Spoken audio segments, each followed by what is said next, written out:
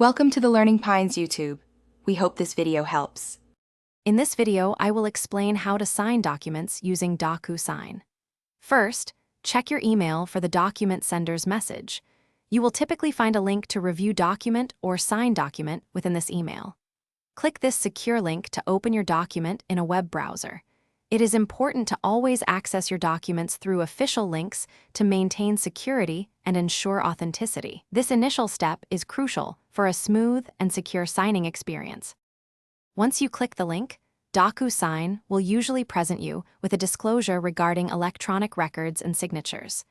Take a moment to read through this important information. After reviewing, you will need to check a box to confirm that you agree to use electronic records and signatures. This step is a legal requirement, ensuring your digital signature holds the same weight as a handwritten one. Only after agreeing can you move forward to view and sign your document. Once you have agreed to the electronic disclosure, you will see your document displayed. DocuSign simplifies navigation with clear start buttons or bright yellow next arrows.